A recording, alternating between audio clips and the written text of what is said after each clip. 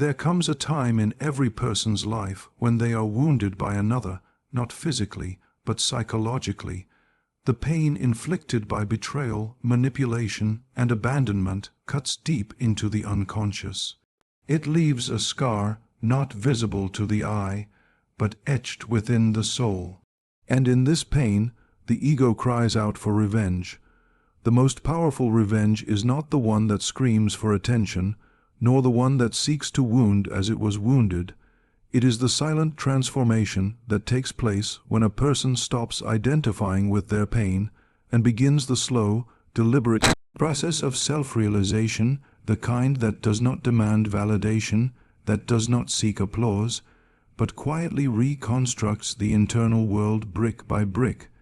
until the identity no longer revolves around the trauma inflicted by another, but is instead rooted in something far deeper, far more immovable, something that no betrayal can shatter because it does not come from the outside. It rises from within, from the unconscious depths that the ego cannot comprehend but the soul recognizes as truth. And in this shift, the very power dynamic between you and the one who hurt you begins to dissolve, not with confrontation or retaliation,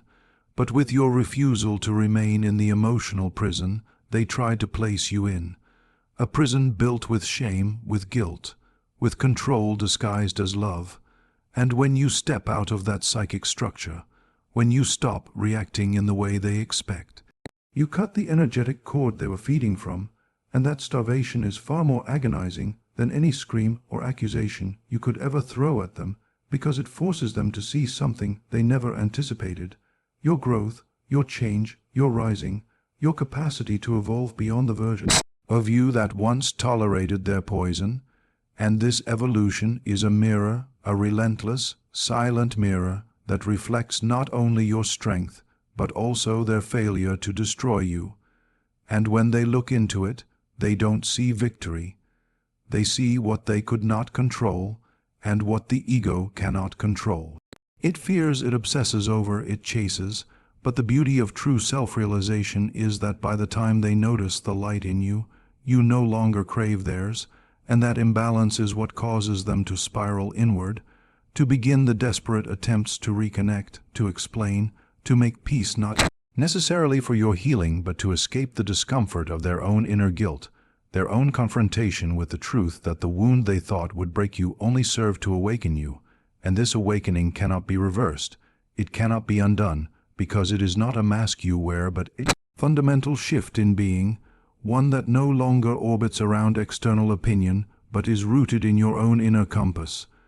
A compass forged in darkness, tempered in silence, and now pointing toward a future that includes peace, not because the past is forgotten, but because you have claimed authorship over your life, and in this authorship, the story they tried to write for you becomes irrelevant. Their narrative no longer holds weight, their voice no longer commands your mind, and in that detachment, you find not only strength but liberation, the kind that doesn't need permission,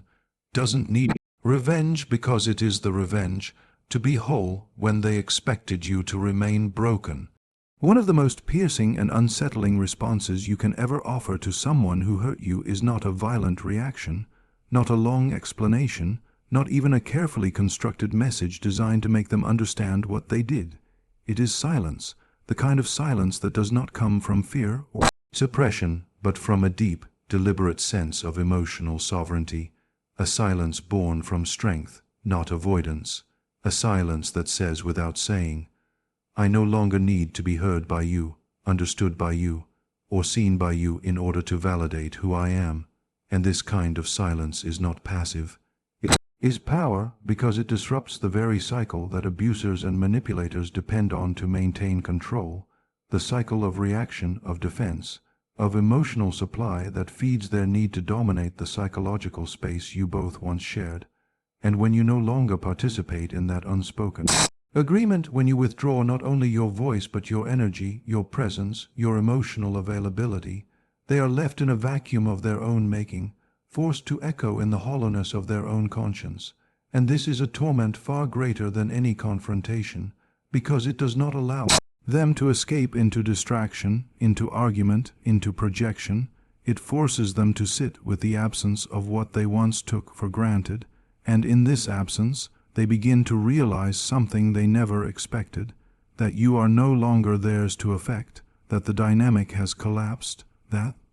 version of you who would have begged, pleaded, explained, or chased them no longer exists, and this awareness, this dissonance between who you were and who you are now, begins to disturb them, not because they care in the way you might have once hoped, but because their control no longer works, and for those who thrive on emotional dependency, nothing is more terrifying than the realization that they can no longer access your inner world, your emotional reactions, your attention, because that is what they truly fed on.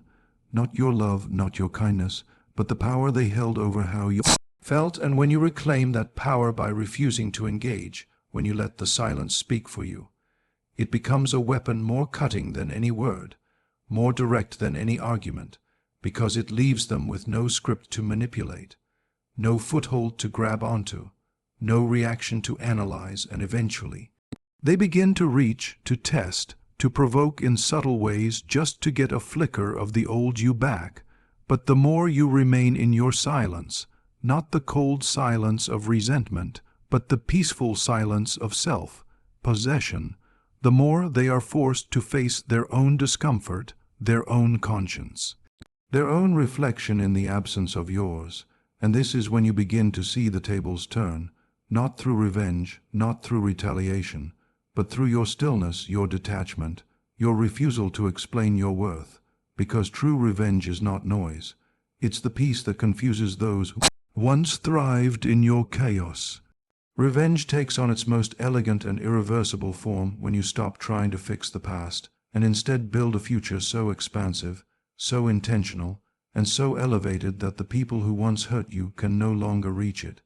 because they were never meant to be part of the life you're creating from the ashes of the one they tried to break. And in doing this, you don't just move on, you rise, not in a shallow display of success designed to be seen, but in a quiet, soul-deep transformation that requires no audience, no validation, no recognition from those who failed to honor you in the first place. And the beauty of this path is that you no longer live reactively, no longer design your days based on proving something to someone else, but rather you operate from a place of clarity, autonomy, and conscious intent, creating boundaries not to punish but to protect, developing your talent not to show off but to express your authentic self, and shaping your surroundings in such a way that they no longer hold space for the ghosts of those who fed on your uncertainty, your silence, your compassion twisted into self-sacrifice, because when you begin to evolve consciously, when you refine your emotional landscape and redirect your energy toward purpose, creation, and growth, you stop being accessible to the kind of people who once found it easy to manipulate you, and their access to you diminishes not because you blocked them, though that may be necessary, but because they no longer recognize the frequency you now operate from, a frequency born of healing, responsibility, and self-respect, which makes your presence both unfamiliar and intimidating to those who once relied on your confusion to control you. And what unsettles them most is not that you left, but that you outgrew them, that you no longer fit in the narrative they had crafted, and that their old tools, guilt, gaslighting, emotional bait, have become useless against the new version of you who no longer reacts, who no longer explains, who no longer opens the same door twice. And this is the moment they begin to feel the true consequences of what they did, not because you inflicted it upon them, but because they are now locked out of the world you built without them, a world that flourishes precisely because they are not in it. And the deeper truth is that people who damage others often believe they can return whenever they please, that they will be welcomed back the moment they offer vague regret or temporary charm. But when they return and find that the door has not only closed but disappeared entirely, that the version of you who once waited has vanished, that your eyes no longer search for theirs, that your heart no longer flinches at their name, that your dreams no longer make room for their presence, they are left not only with the loss of access, but the realization that they never expected you to make it without them, and that realization, more than any revenge you could have crafted, is what forces them to sit in the emptiness they created, haunted not by what you said or did, but by what they lost when you chose to rise and never look back. To transcend the role of the victim is not to pretend the pain never happened, not to erase the memory or deny the impact, but to integrate the experience so completely that it no longer defines you, that it no longer dictates your emotional reactions or distorts your sense of identity, because remaining a victim serves a hidden psychological function. It keeps you tethered to the moment of injury, to the story in which you were powerless, in which someone else held dominion over your sense of worth, and while that may seem like a form of truth, it becomes a prison when carried forward, a lens through which every new relationship, every opportunity, every self-perception becomes filtered through the echoes of the original wound. And in this role, you will constantly search for justice that may never come, for apologies that may never arrive, for closure from those who are incapable of giving it. But when you begin the deeper work of individuation, when you claim authorship over your inner life, you stop waiting for someone else to release you and instead realize that you are the only one who can grant yourself the freedom to live beyond what was done to you. Because transformation is not about pretending to be okay. It's about reclaiming the parts of yourself that were hidden, shamed, or silenced in the trauma. And as you bring those fragments back into the light of your consciousness, you begin to recognize the strength it took to survive, the insight gained through suffering, and the inner wisdom that now makes you capable of seeing with depth, choosing with discernment, and living with a sense of grounded power that no one else can touch. And in this place, forgiveness is not a gift to your oppressor. It's a release from the poison of carrying their actions inside your nervous system day after day. And empowerment is no longer a reaction to what they did. It becomes a proactive way of being that shapes how you speak to yourself, how you show up in relationships, how you protect your peace. And the remarkable thing is that those who once hurt you will begin to notice this shift, not because you tell them, but because the energetic script has changed, because the dynamic that once gave them a sense of superiority or control is gone, replaced by a version of you who sees clearly, who acts from intention, who does not need to raise their voice to command respect, because your boundaries are no longer made of fear or anger. They are made of clarity and self-worth, and this clarity is disorienting to those who only knew how to manipulate the weaker version of you, the confused version, the version still caught in the loop of trying to be enough. And now, with this new awareness, you become unshakable, not because life won't hurt you again, but because you now know that pain is not your identity. It is only a passage, and what you become after walking through it is your true self, your whole self. And once you arrive there, victim disappears, and in their place stands someone who has turned their suffering into wisdom and their silence into power. It is one of the strangest and most ironic truths of human behavior that those who once disregarded you, disrespected you, or damaged you in ways you never deserved will often try to return once you no longer need them, once you have stopped hoping for their validation, once you have ceased seeking their presence. And this return is not always rooted in love or regret. It is often driven by the unsettling realization that the control they once held over you has dissolved, that the emotional grip they once counted on has vanished. And now, in your absence, in your growth, in your silence, they begin to feel the void where their power used to live, because people who operate through manipulation, control, and psychological games rarely expect the person they wounded to heal without them, to rise without their help, to thrive in spite of their absence. And when you do, when you reclaim your voice, your peace, your power, it creates a rupture in the illusion they had of themselves as essential to your life. And this rupture forces them to confront not only who you are now, but who they never truly were in your story. And when that illusion shatters, they often come back, not to apologize in a way that heals, but to reinsert themselves into the narrative they no longer belong to,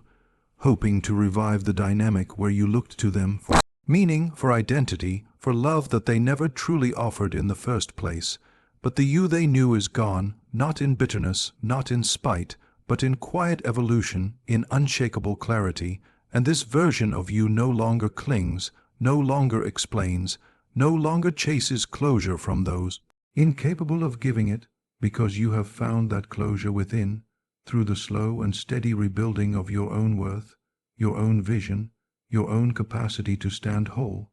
And when they sense that they are no longer needed, when they realize their voice no longer stirs you, their absence no longer haunts you, their approval no longer defines you, they feel something they are not used to feeling, irrelevance, and that irrelevance is unbearable to those who once fed on being your center, your source, your emotional reference point, and now, standing outside the life you've built, they will try to get back in through apologies wrapped in nostalgia, through attempts to remind you of the past, through promises that are shaped by your progress, not their transformation.